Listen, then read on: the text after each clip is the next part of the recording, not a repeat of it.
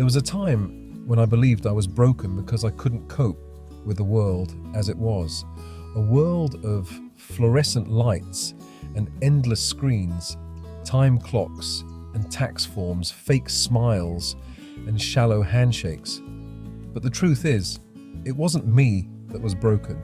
It was the system. And one day I stopped asking how I could survive in it. I started asking how I could leave it. I never believed we were born to work for a living. That phrase never sat right in my bones. Work for a living? What does that even mean? A squirrel doesn't work for a living. A tree doesn't punch a clock. A bee doesn't show up late for a meeting.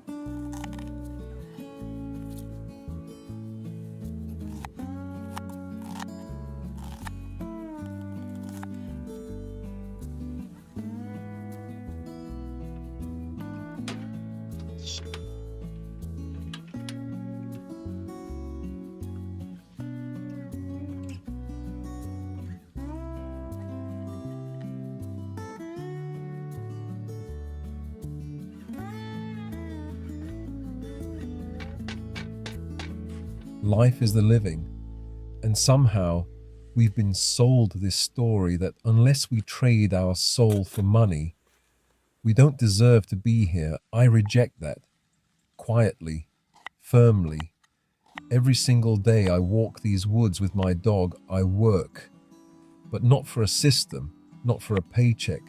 I work for the land, for my dogs, for the firewood that keeps me warm. And yes, I sell things. I offer herbs that I've gathered, salves I've made, reflections I've written by candlelight. But I don't do it because a job center told me to. I do it because people ask, because they need it, and because it helps them live. And that to me is true work.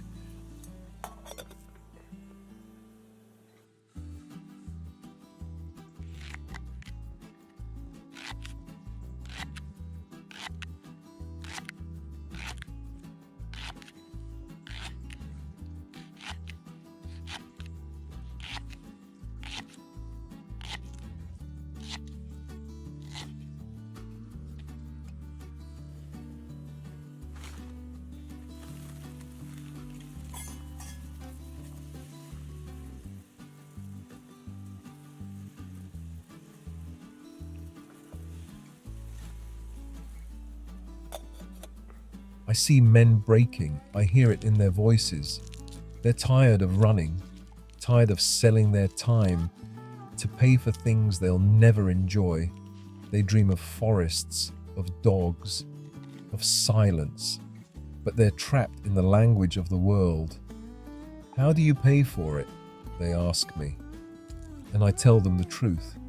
You pay for this life the same way you pay for any life, with sacrifice.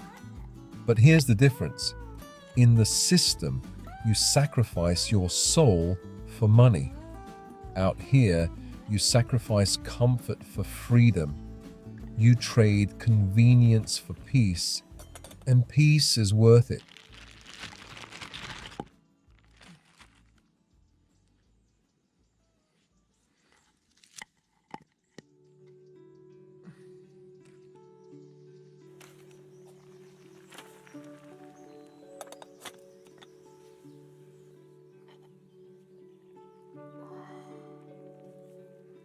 Some months I have less than others. Some seasons are quiet, but the fire keeps burning. The tea keeps brewing. The dogs keep sleeping by my side. And that, to me, is wealth. I learned to live off less but feel more. I learn to stop chasing and start planting. I don't measure my success in numbers anymore. I measure it in stillness, in the weight of the silence when the wind stops, in the joy of a hot drink after walking through the rain. The forest pays me in its own way. It teaches me when to rest. It shows me when to harvest, when to wait, and when to speak.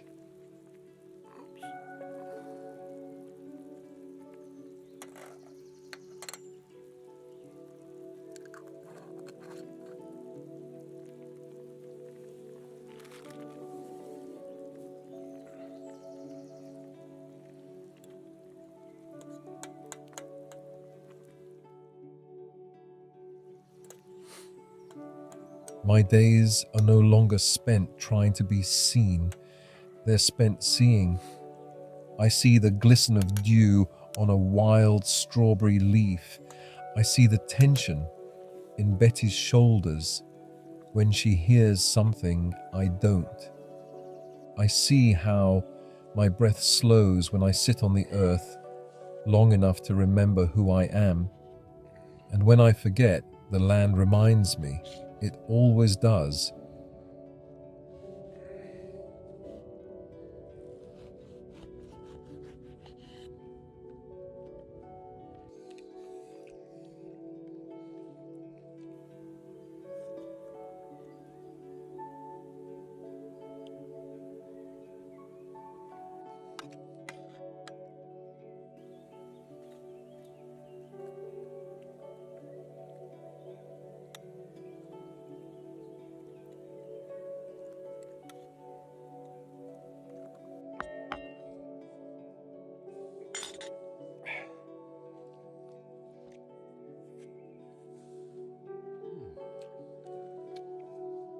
Now I'll cook your meal.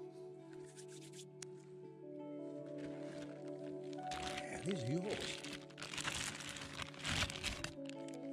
Sometimes I write letters to strangers. They tell me their stories, their fears, their illnesses, and I send them reflections, dried nettles, and a little something sacred, a coin, a sigil, a note, not for profit, but for meaning, because meaning is the one thing they can't sell you, and it's the one thing that will save us. I make bundles of herbs to give away. I carve small tokens from wood. I bless water with prayer and let the moon shine on it. It may sound mad in this modern world, but the old ways are not lost. They are remembered each time we choose presence over productivity.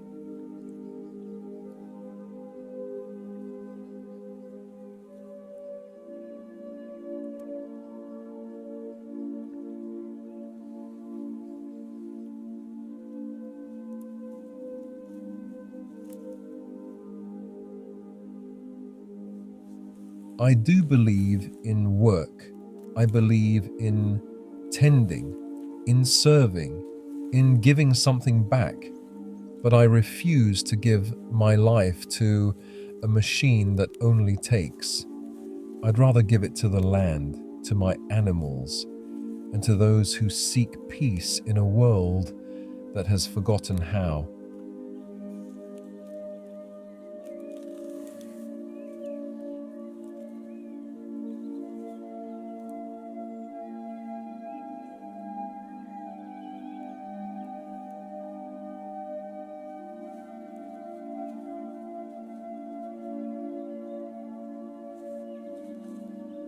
This life isn't about retreat, it's about return. Return to the sacred, return to the roots, return to the rhythm that existed before clocks. You don't have to believe in jobs, you just have to believe in something older, a seed, a fire, a breath, a prayer. You have to remember that you are not a product. You are not a paycheck. You are a child of the wind and the word. And the word says you are enough. You are sacred. You are not for sale. So come back. Come back to yourself. Some will say this life is foolish, that it cannot be done, that you must be rich or lucky or mad. But I say this, you only need to be ready, ready to listen, ready to feel again, ready to remember.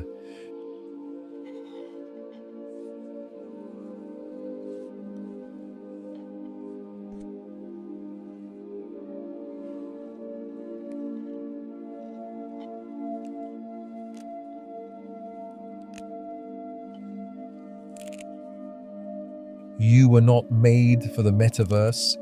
You were not made to be watched, marketed, consumed. You were made to live and to live well. So, no, I don't work for a living. I live by the fire, by the forest, and by the word that whispered to me, come away now and be free.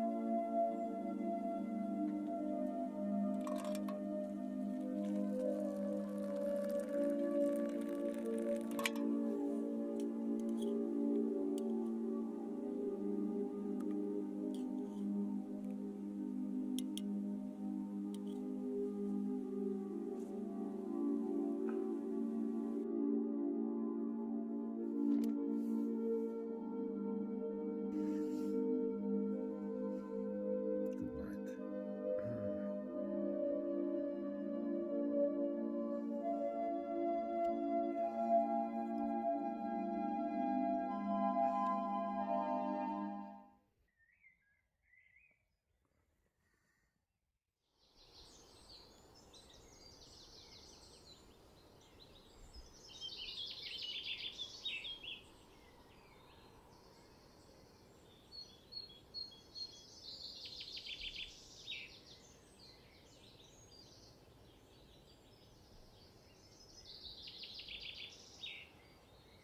People ask, but what do you do all day?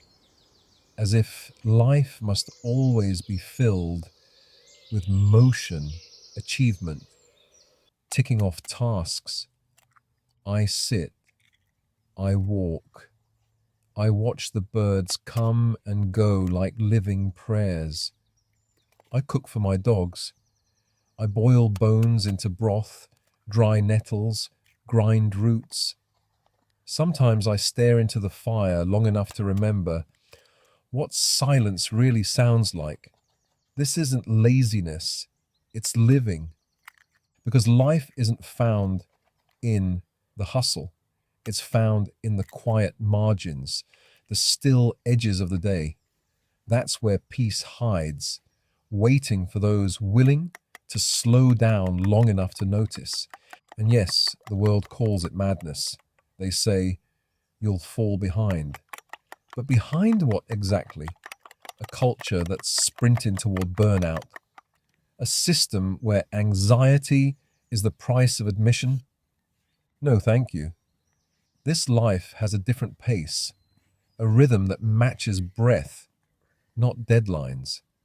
I light the fire in the morning, not because I have to, but because it feels right, because the act itself is a meditation, a sacred offering to the day. I carry water, I warm broth, I sit with the dogs in silence and feel the earth hold me. Some days I write, some days I gather, some days I rest entirely. It's not about what I produce, it's about what I become.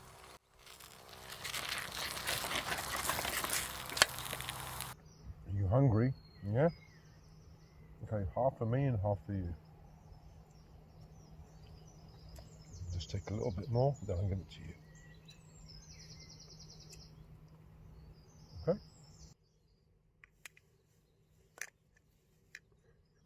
Eat. It's too hot. I'll feed you.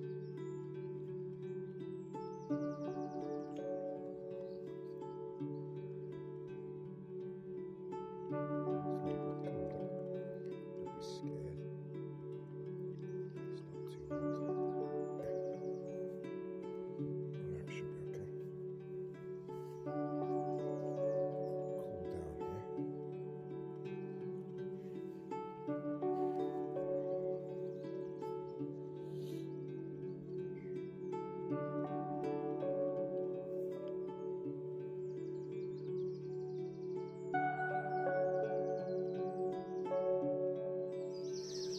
There's a healing in this way of life that no pill, no podcast, no paycheck can replace. The body softens, the breath deepens. The nervous system, once frayed by traffic and timelines, begins to reweave itself in nature's timing. Out here, healing doesn't mean chasing an outcome. It means returning to original design. I learned to wake when the light comes, to eat when hungry, to stop when the sun says, enough. The alchemist in me sees the sacred pattern in everything now. How fire transforms wood, how silence transforms pain, how presence transforms poverty into wealth. I'm not rich in coins, but I'm rich in time, and time, when lived rightly, becomes a kind of holy currency. That's what I trade in now. Letters sent by post, bundles of herbs gathered in morning mist, words recorded by firelight, and people write back, not to place orders, but to thank me, to say that just hearing truth again brought something back to life in them. Maybe this is what the world really needs more of. Men and women willing to disappear from the rush and return with something deeper. Not to preach, but to remind others. You don't have to live the way they told you. There's another map, an older one, drawn not in apps or spreadsheets, but in seasons, in bark, in stillness.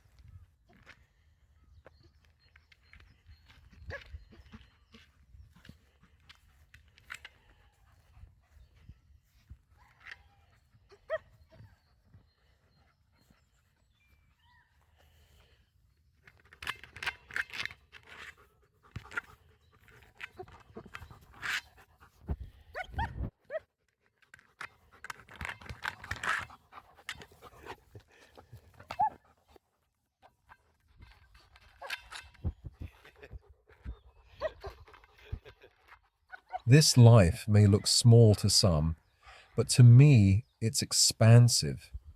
I used to crave big things, big stages, big income, big meaning. Now I crave the smallest things, the exact way Betty sighs in her sleep, the sound of tea pouring, the way ash glows when stirred. In the small, I found the infinite.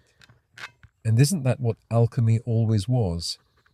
Turning what the world sees as simple into gold.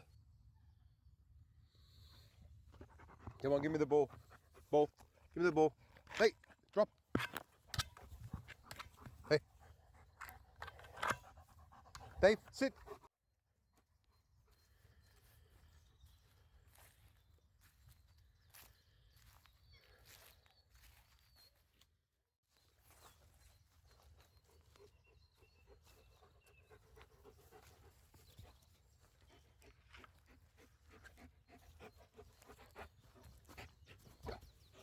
I've begun sending out what I call forest packets, a letter, a bit of herb, a reflection, a sacred object, a reminder that you are not alone. Some pay in cash, others send objects, some send nothing at all but the truth of their story. And I answer as best I can, because in a world gone sterile, handmade matters more than perfect. So, no, I don't work for a living. I live, I give, and I receive. I receive the sound of the birds. I receive the warmth of the fire. I receive every breath like it's been paid for in full by something holy. And if one man living slowly in the woods with his dogs can remind you of something sacred you forgot, then it was worth it.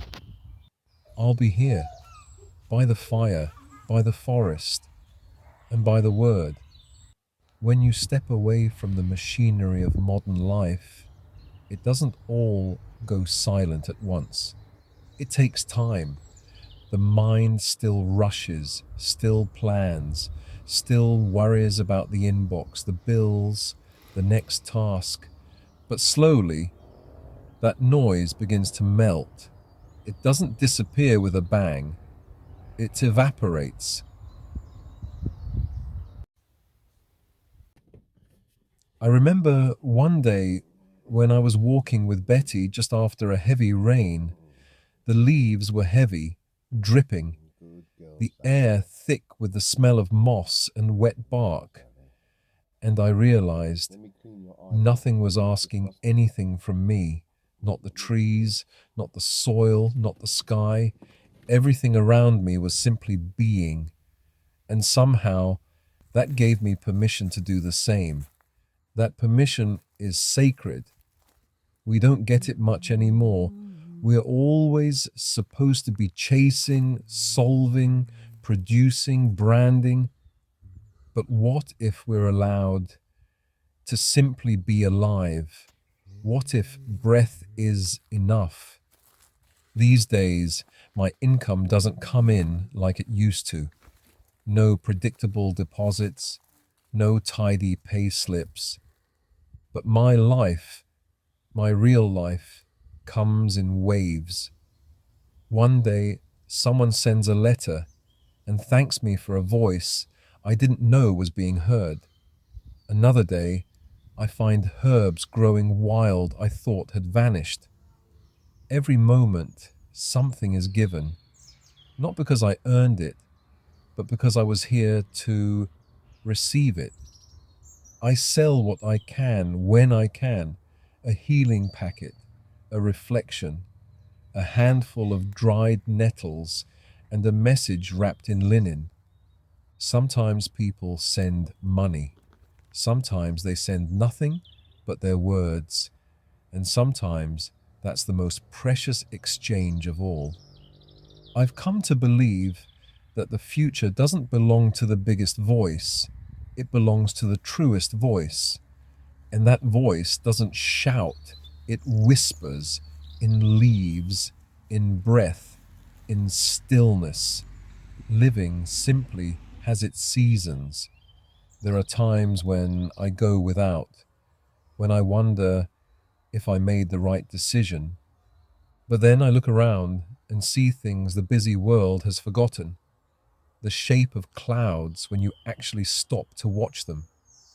The way Betty leans into me when the wind gets cold. The sound of a distant owl answering a question I hadn't asked. These aren't luxuries. These are the riches of the slow world. And when you choose the slow world, it gives you something that no algorithm can. Your soul returned. I write to people who've lost hope, who feel like they don't belong in this modern world. And I tell them what I tell myself. You are not broken. You are simply sensitive to madness. And sensitivity isn't weakness. It's a compass. It's the reason you feel pain in crowds, the reason you cry at sunsets, the reason you know in your gut that something about this world is off. Follow that feeling. Let it lead you. It led me to the trees, to the fire, to Betty, to silence, and it can lead you to whatever your version of freedom looks like. So, no, I don't work for a living. I live in service to something older, something quieter. I live by the rhythm of wood smoke and wind, by the hunger of the dogs and the shape of the stars, by the teachings of nettle and thorn, of moon and ash, and most of all, I live by the word. Not the word of systems or schools, but the word that made the tree and the wolf and the man, the word that still speaks if you go where it can be heard, the word that says, "Come out now, come away, remember who you are."